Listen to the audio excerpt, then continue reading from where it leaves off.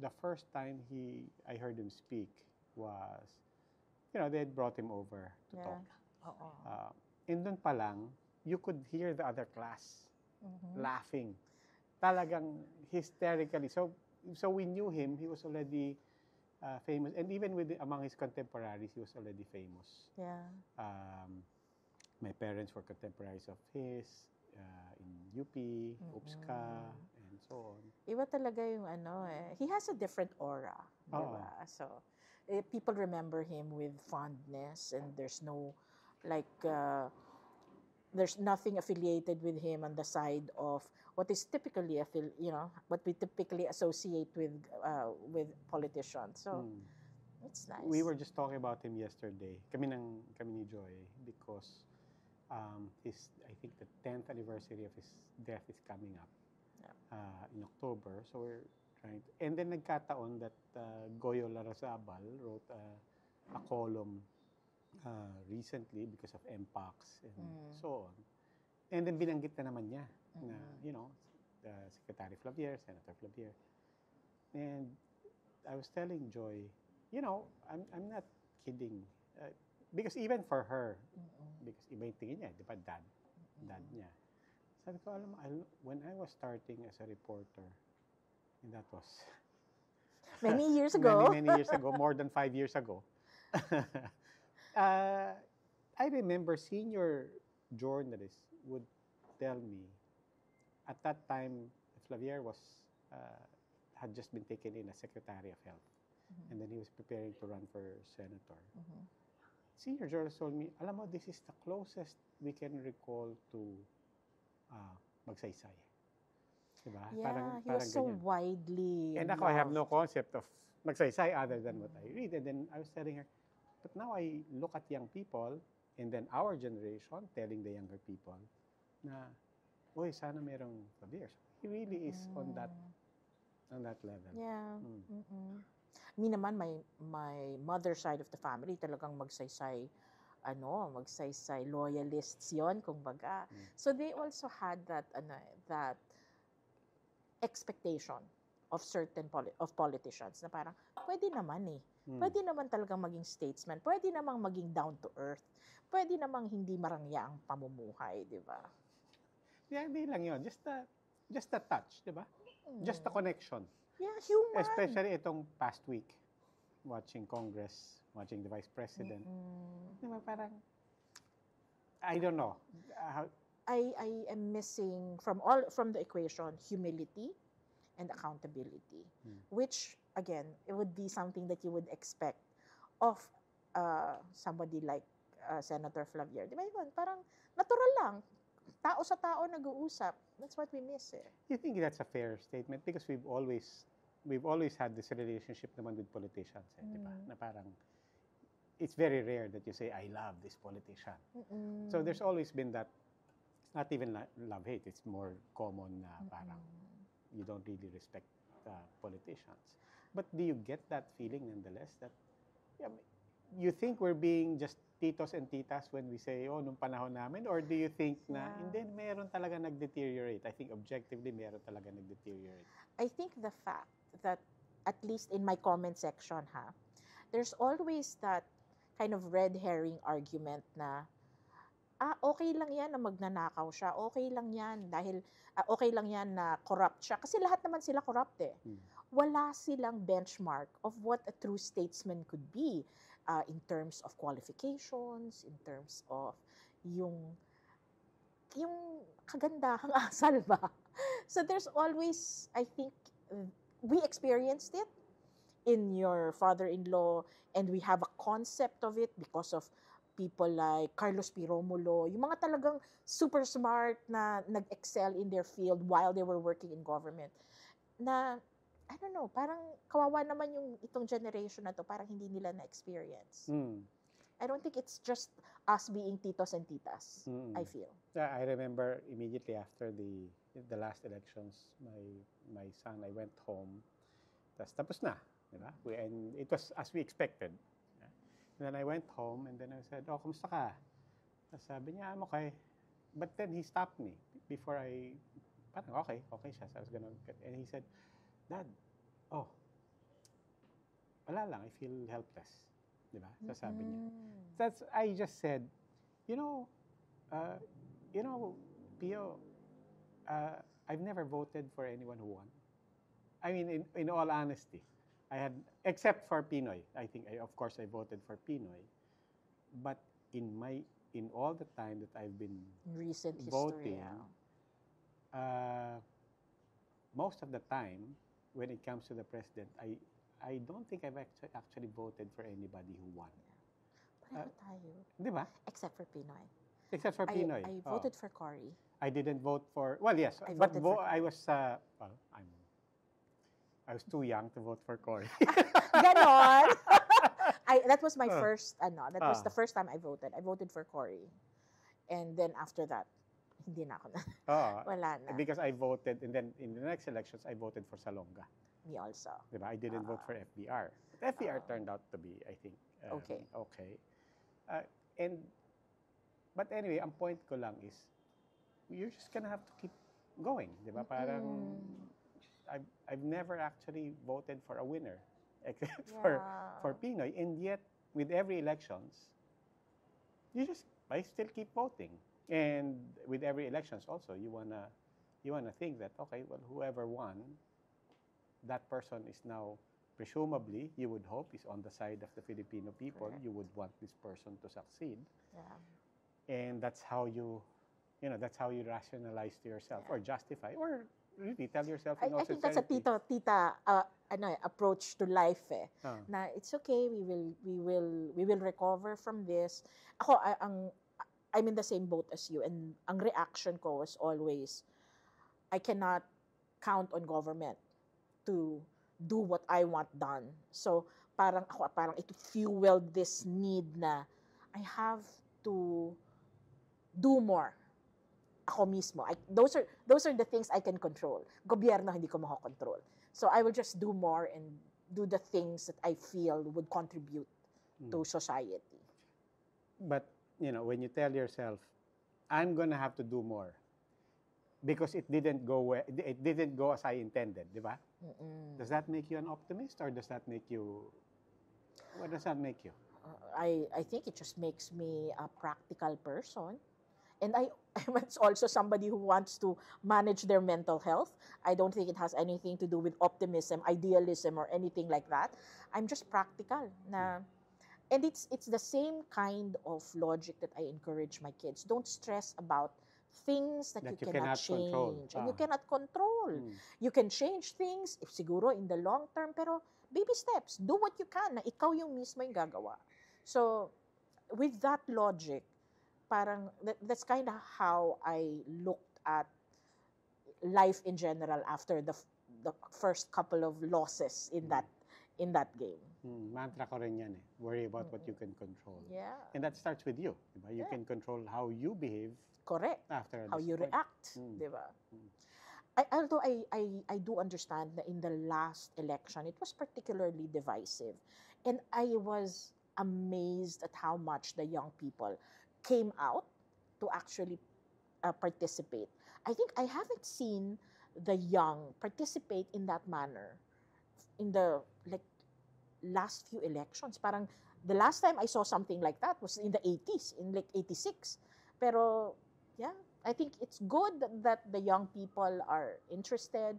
It's good that we are having conversations around civics, around our expectations of our politicians, and our desire to have more statesmen. I'm speaking, of course, with Mona. Should I say Mona or Mona? I'm speaking with Mona Magno Velus, better known to, speaking of young people, better known to young people as Mighty Magulang. Mima. Where'd you get that name? Mighty Magulang. Mighty Magulang. I have been online for many, many years. Like, in the late 90s, early 2000s, I wanted to publish. So I learned how to code. So I have a website that started out, and it was Mighty Magulang, because this was also around the time. These are his blogging days? This is, yes. okay. Like, Homestead, HTML coded, wala pang mga WordPress, Blogger, wala pa yan. This was around the time that my eldest son was diagnosed to be on the autism spectrum. So it was, the blog was about my life in general, my thoughts about parenting, and that kind of stuck. So nung pandemic, when I was looking at TikTok, sabi ko, I don't want to think of another online persona. Sige, Mighty Magulang na lang. And it worked well kasi for the content I was going to put on TikTok, I didn't want to claim that I am a historian because I'm not. I'm a business major and I have a degree in applied business economics. Even my corporate experience really leveraged on that. So I'm just a geek. I'm just a history geek. I'm a genealogist, yes. But everything, I'm a mom. So, ayun, lineverage ko na lang yung pagiging magulang ko. But you dusted off this persona literally from those blogging years, from your WordPress days, from your from your blogger days, and then literally decades later. Kasi ang laki nung gap nun, blogs to TikTok, that's a lot. But in between, you had a lot of platforms coming up. You had MySpace, you had Friendster, you had Facebook. Hindi ko na ginawa yun. It's really just Facebook, Instagram, Twitter, yon, Mighty Magulang na rin ako doon. So, between those years, I really spoke about parenting and my advocacy, which is autism inclusion. So, yun yung major parang buckets of content ko for those platforms. Sa TikTok lang talaga, nung pandemic na iba. Yeah. Kasi I wanted to talk about something different. I felt I was not the right person to talk about autism kasi wala akong autism. So I want the kids with autism to actually talk about their journey. Ang alam ko lang talaga, and marami akong material, was genealogy and history. And also, that signaled the shift in your audience. Diba? Kasi when you were blogging and you were writing about autism, you were writing as a parent for fellow parents. But TikTok, you knew, of course, that was by design. That was purely the intention that, my audience now is the kids. The platform was fascinating to me. I wanted to learn it. That was my premise coming into it. My kids were telling me, Mom, dapat 8 seconds lang. Dapat you have to use trending audio. Sabi ko, What's trending audio? Usually there's music or there's dubs that you could use, right? So parang my content cannot fit in 8 seconds. So I set aside the wisdom that my Gen Z kids were sharing with me, and I just went with what I knew. I was a talking head, and my content was between 1 minute to 3 minutes. I thought nobody was going to watch me. Akala ko, mga anak ko lang. And I wasn't even sure of that, technically. So I was really just talking to the void. But I realized after I hit my first viral video, I realized that there was a gap. My first viral video was about martial law economics. Again, I studied that while it was happening. I was in college between 1984 and 1988 during the height of our economic dark days. And I thought that a lot of people knew this. I realized much later that there is a generations of kids who did not get that piece of education while they were in school. So there was a lot of what? And it kind of fueled my interest in talking more about things that we may have already forgotten. When you think about it, the service that you're doing, it's really powerful. And somebody said, we are actually close. We are farther away from people power. We are farther away from the martial law years right now, diba? 5+ decades than we were when we were in college from World War II. World War II, yeah. Diba? And yet we didn't have to contend with revisionist history. Correct. On World War II. That's true. We knew the atrocities committed by the Japanese. Yeah. We knew how far the relationship had come. We knew the unresolved matters when it comes to comfort women and reparations. Diba? Yeah. I mean, can you imagine if we had to contend with revisionist history of the Yeah. Japanese. Mm-mm. Yet we progressed, di ba? We progressed in the relationship, in the politics, the image of Japan, um, and and yet we didn't have to erase that memory. And we didn't have that technology as well that would have empowered something like that. But now, di ba, when you put it that way, you really then realize, oh, iba nga yung dinadaanan ng kabataan ngayon because even the platform that amplifies and that permeates their lives, we didn't even have that. Yeah, that's true. Yeah. And I think what we benefited also from the fact that we acknowledged a shared experience. Walang magda-doubt na naghirap tayo at nag-suffer tayo under the Japanese, na napakahirap during the time na rini-rebuild natin ang bayan natin. Pero if you look at martial law, the martial law era and the post-martial law era, parang we are so fragmented about it. Na there are stories, that there are narratives that are going in so many directions, na parang the kids today did not benefit from that one view of history. Kasi ang daming mga iba-ibang narratives that were kind of propagated not just by TikTok, but also YouTube, na taon na pala yung mga content na nandyan. And like you said, napakadaling mag-propagate ng mga false na, and I don't know if it's deliberate or if it's just, it is, the blind leading the blind. I think it diba? is. I mean, you can't discount that. Diba? True. Talagang merong disinformation operatives na talaga. You were in marketing, diba? You were in marketing, you worked with an agency. I mean, talk to us. I mean, say something about those years na as Mona, di ba? As a professional in communications, and you realizing the power of back then being 10 years ago, of where you could actually say that we were part of the gatekeepers. I used to be part of what used to be the gatekeepers, di ba? Iba yung panahon natin where there was that, di ba? I mean, there was a bad side to it. But at the same time, when you look back on it, it's like, parang you need those thought leaders and the gatekeepers. And at least, to your point, those conversations that you feel like, well, at least we're all talking about the same things. We're looking at the same headlines. We're listening to the same things on news and so on. And looking at that nga, parang feeling ko, natulog tayo sa kangkungan. I felt that our generation did not talk about that part of our history enough. Parang we were so eager to move on. At least I was. Okay, tapos na yan. Sige, let's build our lives, our families, our careers, let's get money, let's travel. Yan yung concern. Without understanding, or kasi I wasn't in politics. In fact, I kind of recoil from talking about politics. So, I realized na merong mga nakalusot na mga taong communicators din, they're expert communicators na are now influence peddlers, influence operatives na are wreaking havoc on our ecosystem. So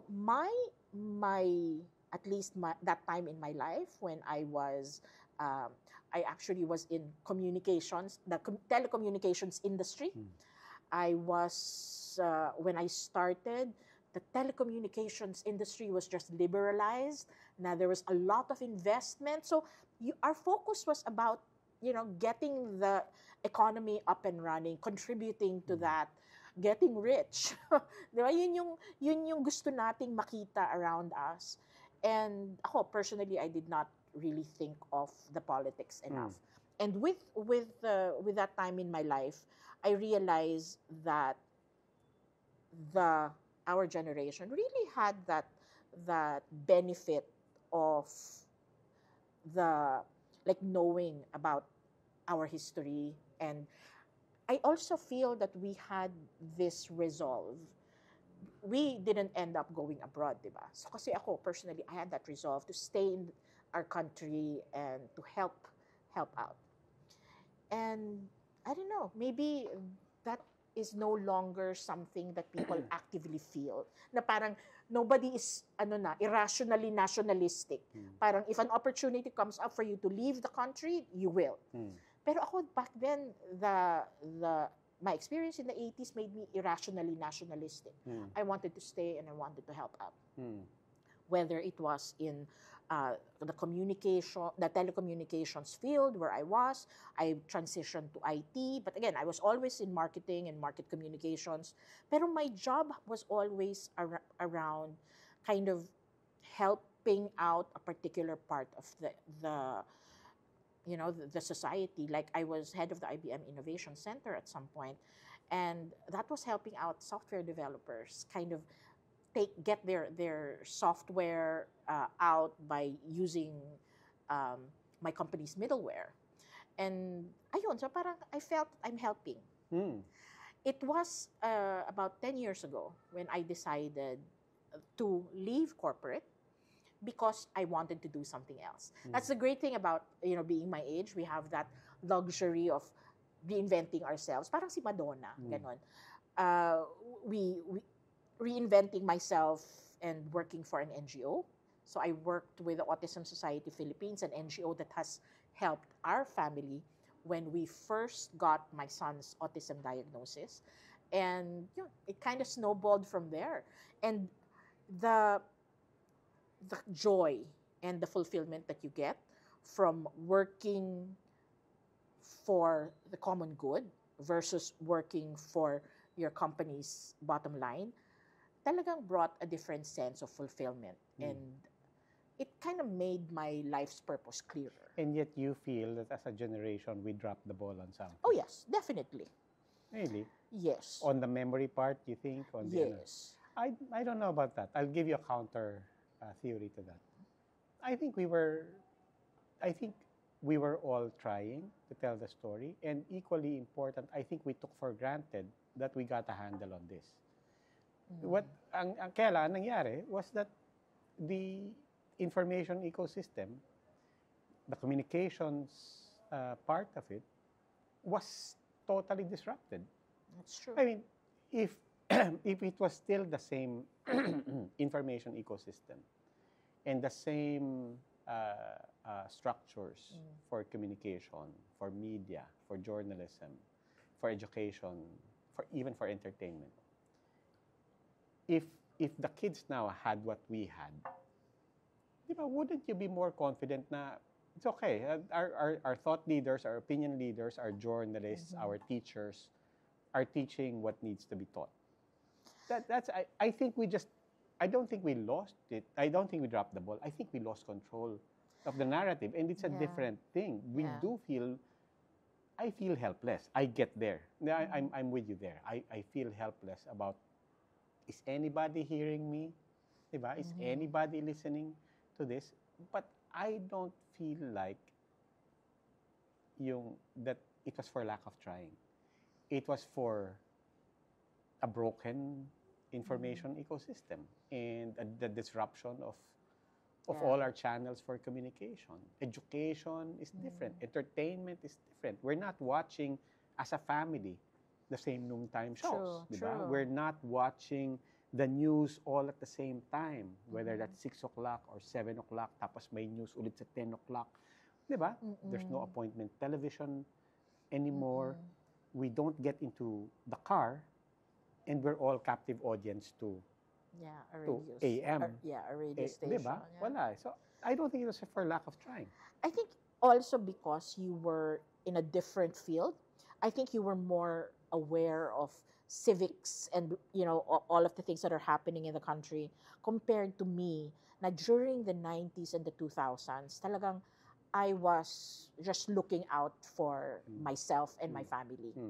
So that wasn't even on my radar. Like okay, I lost my candidate lost in the elections. Okay, life goes on.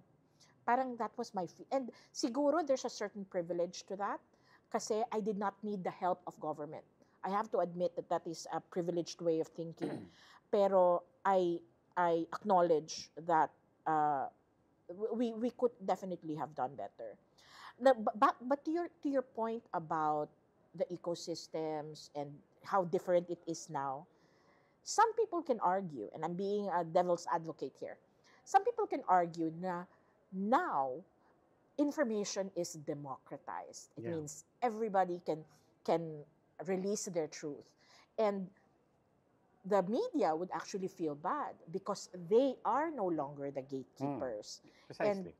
And even in our generation, there were also operatives, information and influence operatives who were in media. Yeah. So that narrative building You had the may agents. may upset many people, pero it also benefited this generation to a certain degree. I think it's just a new challenge, diba? Even in learning, my kids are learning in a different way than we learn. Back in the day, we read books, we did long reports. They would now watch YouTube videos for their class. So, okay, so iba na lang talaga eh. I get kids asking me if they could use my TikToks as a site like a reference for their thesis. Na parang, wouldn't it be better if you use like a scholarly source para mahasa yung research skills? More than 1 minute ka, hindi ba scholarly na yun? I don't know. It just was very, I guess, it was eye-opening for me. No, so this is how people learn now. And again, that's shocking to a certain degree, pero medyo it's also empowering na, okay, I am actually helping kids appreciate history a little bit more. You're surprised by how kids are listening. You're surprised by how you have an audience for the next generation. Are you surprised by how the older people are taking a long time to pick up on what you're learning about how to reach out to the young people? I mean, we were just together at the Maki Fiesta. Yeah. Diba? We were together at the Maki Fiesta. You were on a panel with Chel Jokno, a human rights lawyer. You were there with Professor J.C. Punumbayan, who's trying to teach economics. You're talking about history. As we said in the program, that's a panel of unlikely influencers. Yeah. Diba? But we brought you together precisely to talk about not just your learnings, but to address, I think, a more common reality for my generation, which is we don't know how TikTok works. And in fact, there's a resistance to even learning and to even leaning into it. There are a lot of people our age on TikTok now. And I think that will continue to grow. That box of people in my age group will continue to grow. The people who are resistant to even understanding TikTok are usually those who already have established platforms. It's an extension of their influencer game. And it also is, these are also people who are part of a generation that, from their understanding, media should be the only gatekeeper. Yes. Now, who are these? Who are these uneducated, dancing kids who all of a sudden have so many, so much millions opinions? Of followers. Huh? So I don't. And there's also that, kaka-TikTok mo yan, di ba? There's always that association with being ignorant and, staying on TikTok for long periods of time. So that is something that whoever is resistant to it has to admit and has to wake up na this actually is happening whether you like it or not. Yeah. The earlier you adapt, the earlier you can. It's actually the same for every mass medium. I true. mean, when we were growing up, naka-TV mo yan. That's true. 'Di ba? Parang ba't hindi ka nalang magbasa ng libro? 'Di ba? That was coming from a generation that was really reared on. We talk about books, pero wala yan sa lolo ko. 'Di ba? Correct. And so with every generation, there's always that.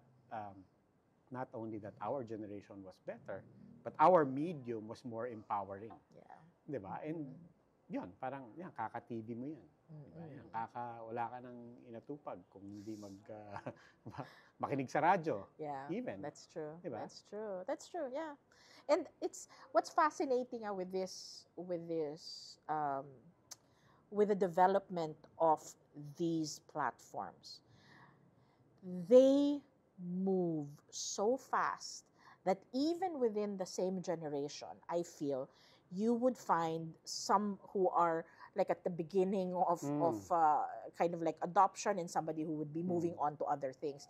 In fact, sabi nila, because, and these are kids that I talk to, because TikTok is being invaded by older people, Ikaw.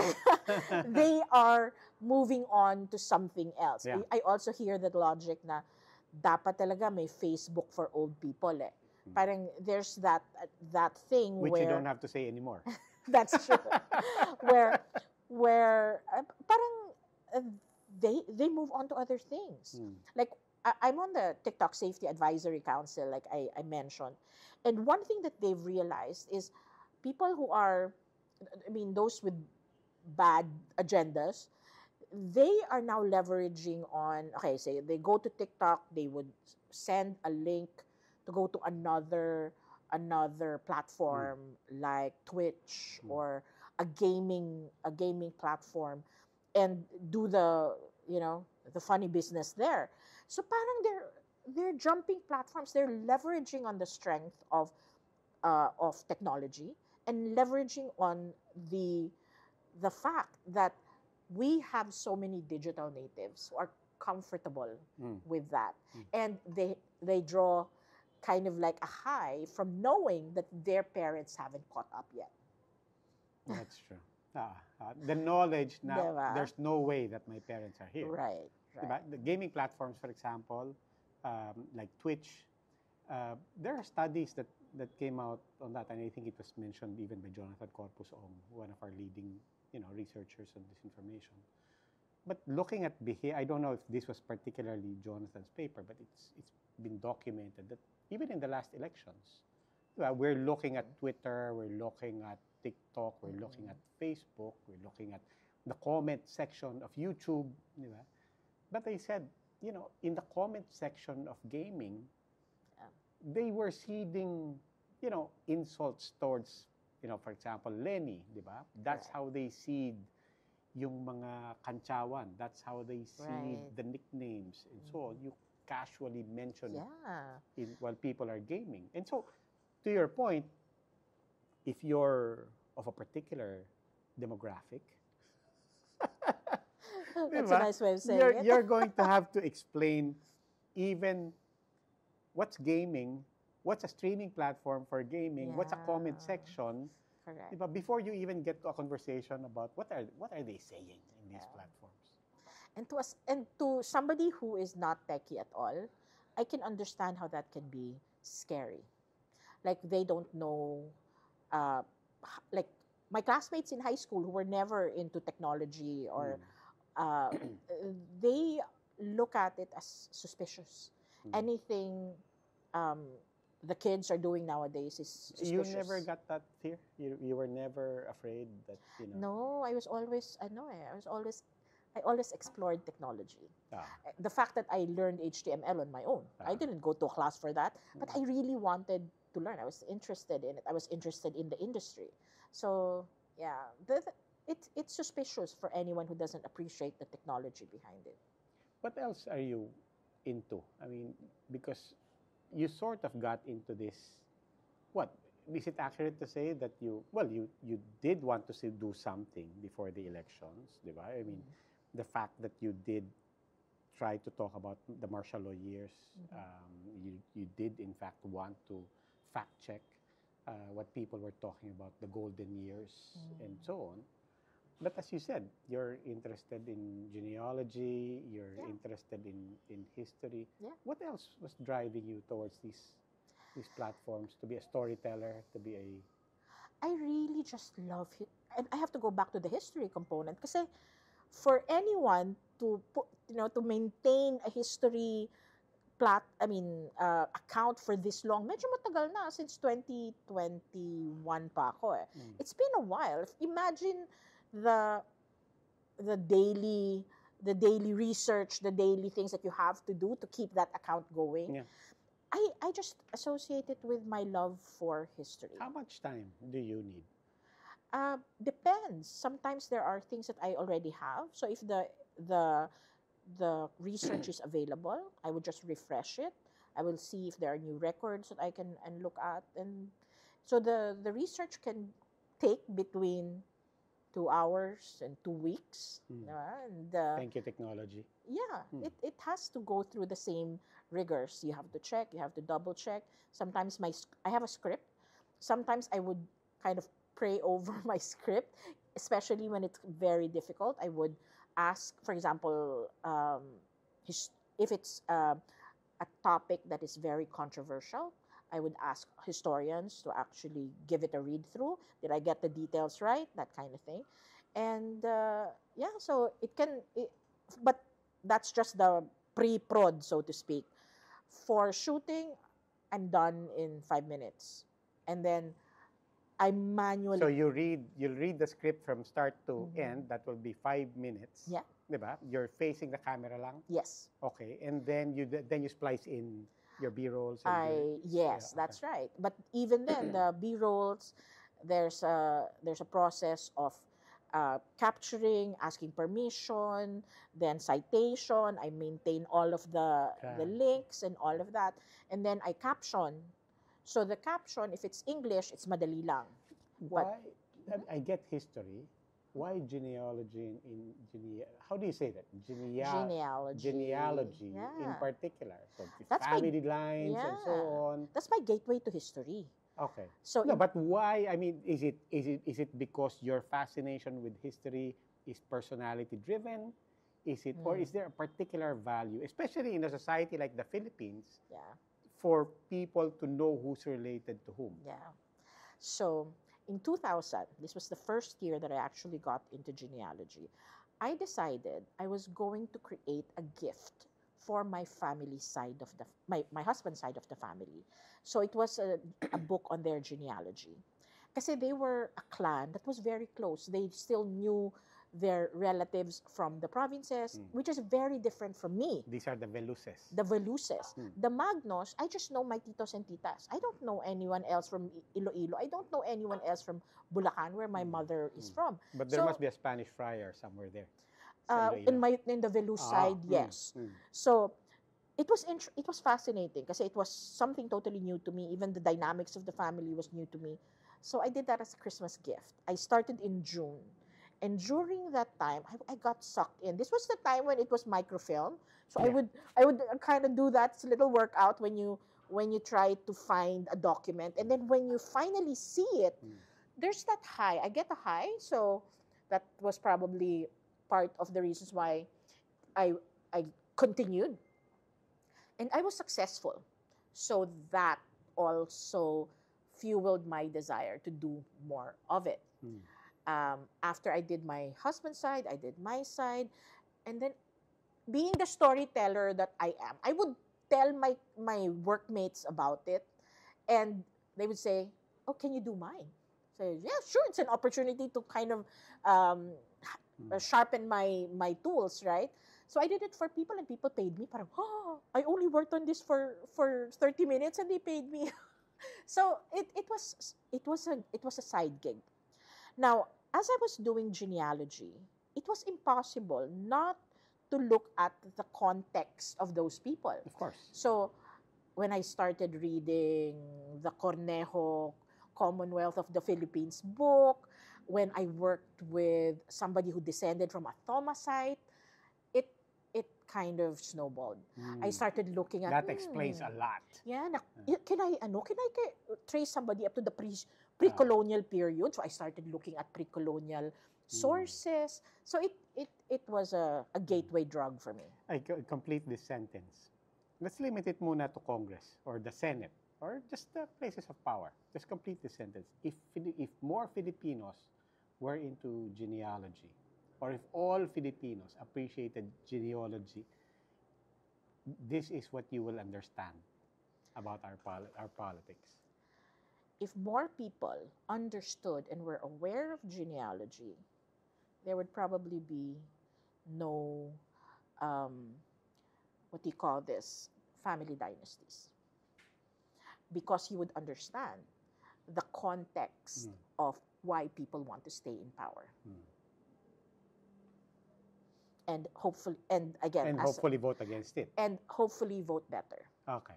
I'm all about people who descend from public servants who just want to continue the the the legacy, but for families to be serving all at the same time, all in one place. But You everything is, di ba? Parang I know, I won't name them na lang, but I know a lot of good politicians that I tell myself, I wish this guy, I wish this woman would make it all the way to the top because they're that good. Ganun ako ka-impressed. At the same time, when you follow their families right now, you see that, oh, they're falling into this exact same thing. Yeah. They're conspiring with their spouses na term limits na ako, you're gonna have to run to the, Yeah. And so people do fall into it, how shall we put it? Not with bad intentions. Yeah. But is it a common enough storyline, you think, in Congress, in Malacanang, that dynasties evolve not always on bad faith? Actually, a lot of them it's the momentum, it's the inertia. It's possible. I also know a few, especially on the LGU level, that they are genuinely helping the people, and I get that. But looking at history, our national politics, our local politics, we know enough that it is a slippery slope. And Has anybody resisted it? I would think, for example, in your family, was your mother ever asked? Was your mother-in-law ever asked to run? No, but she's descended from a governor of La Union. See?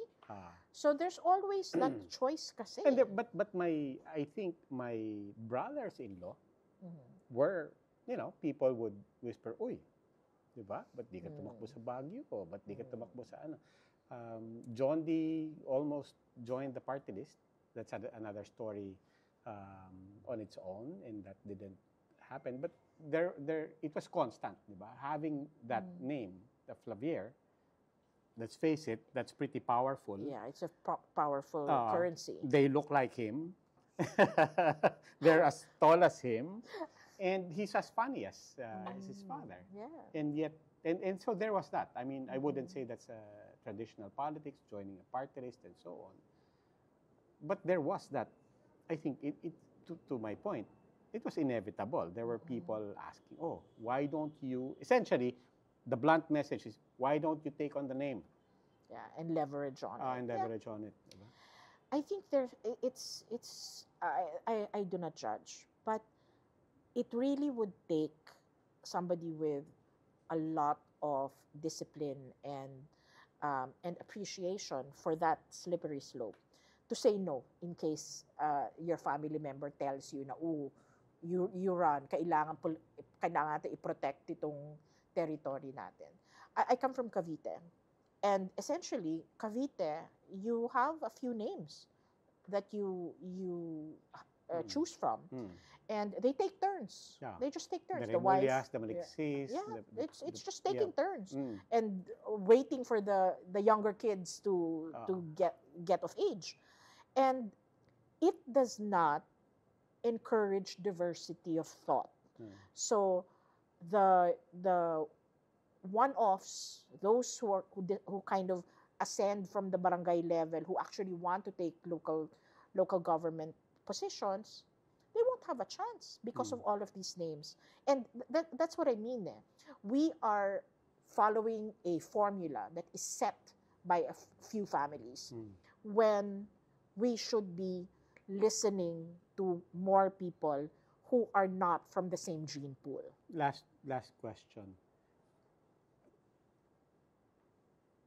Do you feel that people you obviously have an audience, diba? But other people have other audiences as well. And it's it can feel. I think your story is an inspiration. It's a model. It at the very least it shows people. Ayan, kasi parang if you just do it, di ba? Parang something will happen. But at the same time, you look at all the other influencers. And again, no judgment. Diba? I'm happy for the kids who can watch videos of people dancing. I laugh along with all the memes. I think that serves its purpose in society. And then you see the memes from time to time coming to life, having social commentary, and people coming together on, these are my values. I don't believe in that. I believe in this, and so on. But taking all of those together, do you have enough faith in the fact that you could build an audience? Or do you feel like, no, but there's still something we need to fix here? I think, ako personally, I do not identify as an influencer. I shudder at the thought that if I tell somebody, oh, you vote for this person, that person will actually vote for that, whoever I say. I don't like that kind of influence on anyone.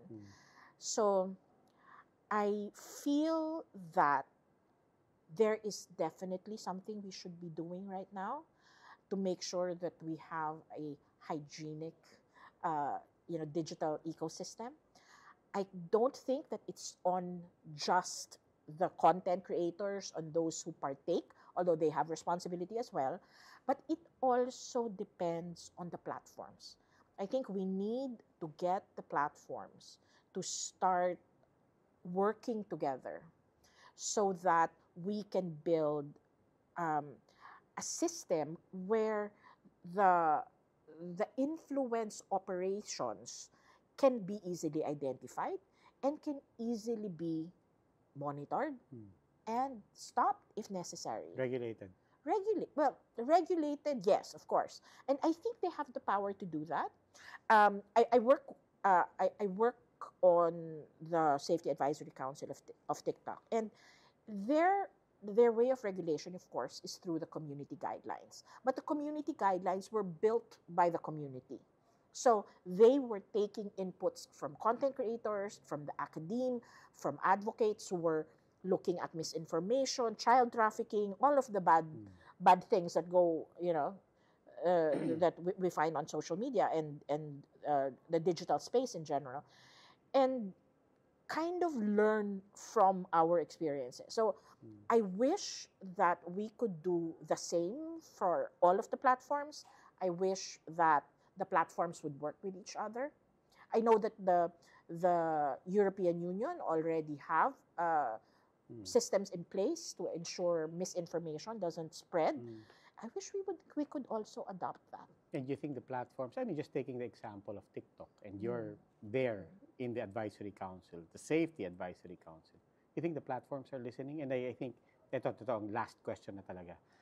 You think the next elections is with respect to everything we're talking about in terms of the platforms and the information ecosystem and the safety, do you think the next elections for us is at least going to be an improvement from the last two elections? I think the platforms and even the researchers around us are already bracing, themselves for the next version of misinformation that will be present during this election.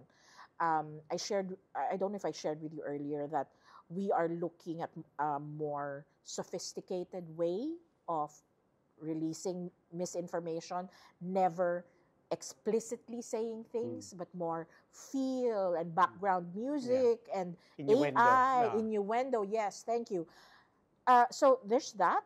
There's also moving into misinformation on wikis, even using fiction like on Wattpad to leverage all of these narratives. So we are aware, the researchers are aware, and I'm sure that there are definitely things that are going on that side. From the creator's perspective and from the users or consumers' perspective, we really have to drive digital literacy and that sense of civic pride ba? Na huwag tayo magpaloko. Ano ba yan? Mm. We have to say that we deserve better. Okay. So we don't know. They are naman. Hindi, but still don't know. We're just gonna have to see it, diba? We're gonna have to mess around to find out. And they're so fast there. They're so fast to morph depending on the narrative and who hired them. Anyway, naubusan po tayo ng oras. That, as you all know, we only have 1 hour for this. As I always say, I still have my wine. That's my signal to myself that I will still have some time with Mona. This is Mona Magno Veluz, and better known to most people, especially your kids, and to anybody on TikTok as Mighty Magulang. Mona, maraming salamat.